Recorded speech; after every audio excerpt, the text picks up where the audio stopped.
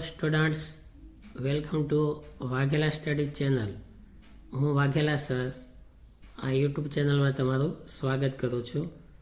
મિત્રો, તમને ખ્યાલ હશે કે આ ચેનલમાં ધોરણ 10, 11, 12ના અસાઇનમેન્ટના વિષયોનું સોલ્યુશન આપવામાં આવે છે અને આ સોલ્યુશન એટલું ઇઝી રીતે આપવામાં આવે છે કે તમે ડાયરેક્ટ વિડીયો જોઈને પણ તમે વાંચી શકો, જેથી તમારે બુકમાં ઉતારવાની પણ જરૂર પડે નહીં.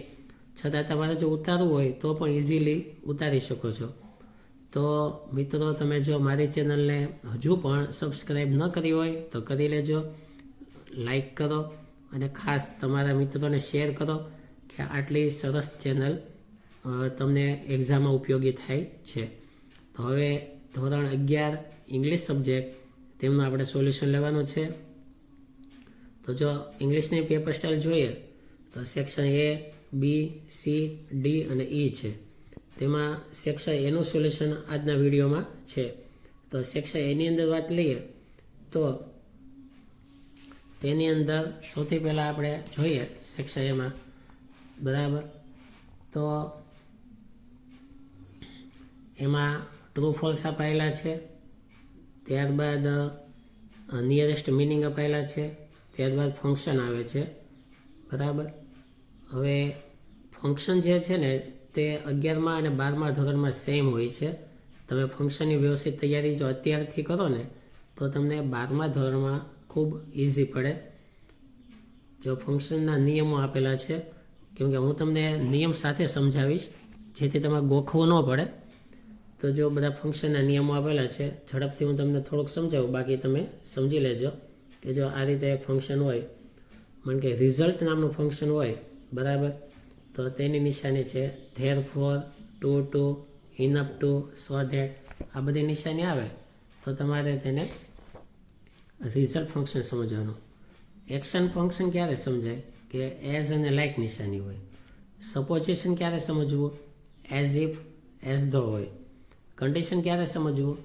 જો નિશાનીમાં ઇફ આવે, અનલેસ આવે. Condition in the past, condition ખરી પણ પાસ્ટ કન્ડિશન, તો તમારે ઇફ સાથે વાક્યમાં હેડ જોવું પડે અને બીજું વાક્ય હોય ને તેમાં વુડ કે કુડ આવતું હોય, આ બધી નિશાની હોય. કોન્ટ્રાસ્ટ ક્યારે સમજવાનું?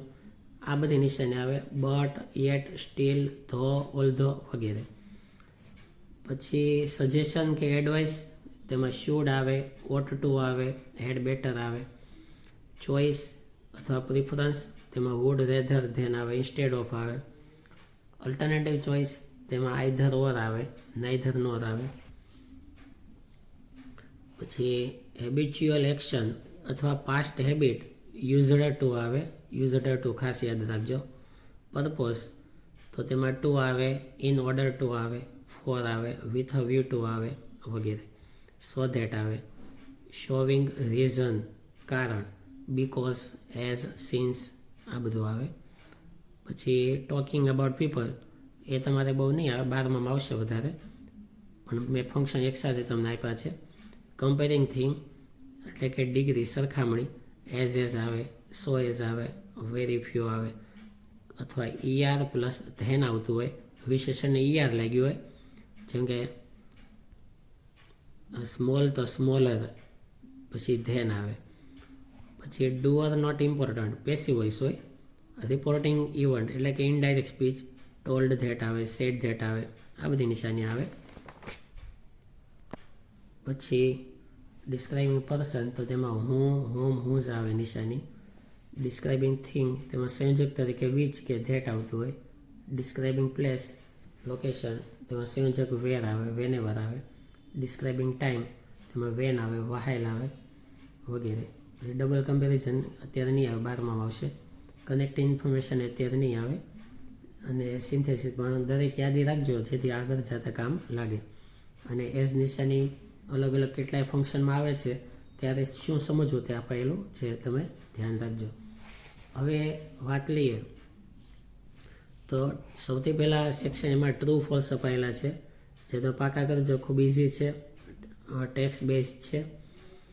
ત્યારબાદ નિયરેસ્ટ મિનિંગ આવે છે, તે દરેકના જવાબો પુસ્તકમાં આપેલા છે અને મેં પેન્સિલથી ટીક પણ કરેલા છે. તો તમે સમજજો. ત્યારબાદ જોઈએ તો ફંક્શન આવે છે.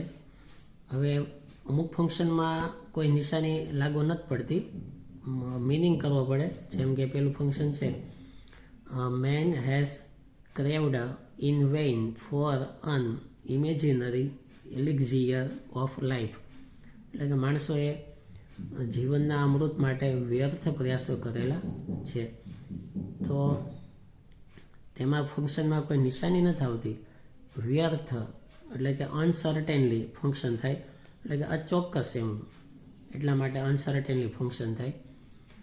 બીજામાં એ તે ખાસ કોઈ નિશાની નથી, પણ મિનિંગ છે. As a child Mary worked in paddy fields. બાળક તરીકે મેની ખેતરમાં કામ કરતી. આ એની પસંદગીની વાત છે, ચોઈસની કે ફંક્શન.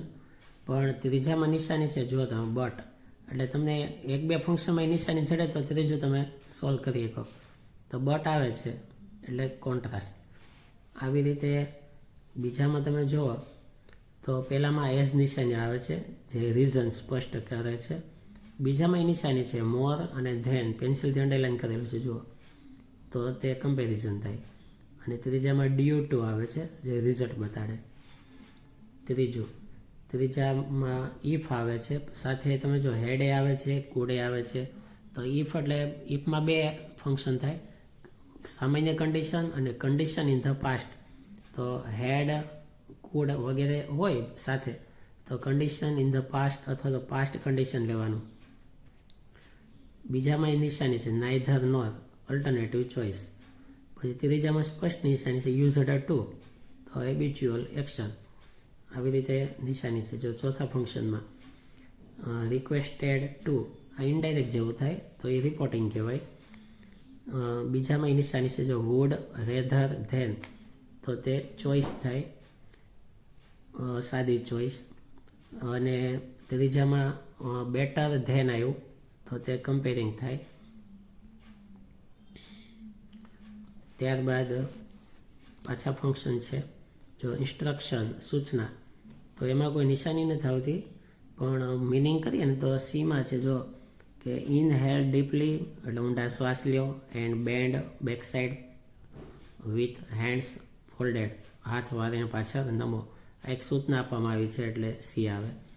બીજાની અંદર સીકિંગ એડવાઇસ, સલાહ માગવાની વાત છે, તો ડીમાં તમે જો શુડ આવે છે સલાહ માટે. પછી ત્રીજું તેમાં જોઈએ તો ફંક્શન રીઝન માટે કારણ આપવાનું છે, કોઈ નિશાની નથી. પણ સવાલ એમ હતો કે શા માટે રૂચાને પાર્ટીમાં ઇન્વાઇટેડ ન કરી, તો કારણ આપે છે કે she has broken up with me, એટલે તેણીએ મારી સાથે બોલવાનું બંધ કરી દીધું છે. ચોથામાં પોલાઇટ રિફ્યુઝલ છે, એટલે કે નમ્રતાથી રિફ્યુઝલ એટલે ના પાડો. તો નમ્રતાથી ના પાડવા માટે સીમાં જવાબ છે થેન્ક્સ અ લોટ ડિયર, તારો આભાર, પણ but I will finish it my self, પણ હું મારી જાતે આ પૂરું કરીશ, તારી હેલ્પ જોતી નથી. પછી પાંચમામાં હેબિચ્યુઅલ પાસ્ટ, તેમાં તો યુઝડ ટુ નિશાની જ છે. છઠ્ઠામાં કમ્પેરિઝન, તેમાંય નિશાની છે. જો તેમાં એમાંય નિશાની છે ધ બેસ્ટ, અને બીમાં પણ નિશાની છે સો વેલ એઝ. તો એ અને બી બંનેમાં કમ્પેરિઝનની નિશાની છે, તો ડી જવાબ આવશે, બોથ એ એન્ડ બી. સાતમું એમાં સીકિંગ પરમિશન, તેમાં પરમિશન માગવાની છે, બી આવશે. Can I come half an hour late sir. આઠમામાં રીઝન, તેમાં સી આવશે, કોઈ નિશાની નથી, પણ I have lost my wallet with money and credit card. પછી 10મામાં તેમાં ગિવિંગ એડવાઇસ, સલાહ આપવાની વાત છે, forget it and take up some job in the city. 10મામાં કન્ડિશન, તેમાં તો સ્પષ્ટ નિશાની છે બીમાં ઇફ. તો આ રીતે બધા ફંક્શનો છે, તમે સમજો. ત્યારબાદ નીચે WHના પ્રશ્નો છે. WHના પ્રશ્નોમાં ધ્યાન એ રાખવાનું કે જેમાં અંડરલાઇન થયેલી હોય ને તે વિગત જવાબ એટલે કે સવાલ કરીએ તેમાં ન આવવી જોઈએ. જેમ કે પહેલામાં અંડરલાઈન છે વોલીબોલ પ્લેયર, તો એ જવાબમાં ન આવવું જોઈએ. આવી રીતે સમજવાનું તમારે. બરાબર. પછી જો આવી રીતના બધા સવાલ અપાયેલા છે તેમાં જેમાં અંડરલાઈન હશે ને એ આવે ને એ જ ખાસ જોવાનું. ત્યારબાદ QWS સવાલ વાપરો એ જોવાનું. વોટ એટલે શું થાય, હાવ એટલે કેવી રીતે થતું હોય, વેન એટલે ક્યારે થાય, વેર એટલે ક્યાં થાય, તો શું બતાવે છે તે બધા WS સવાલ કરવો. તો આ રીતે તૈયારી કરજો. Thank you very much.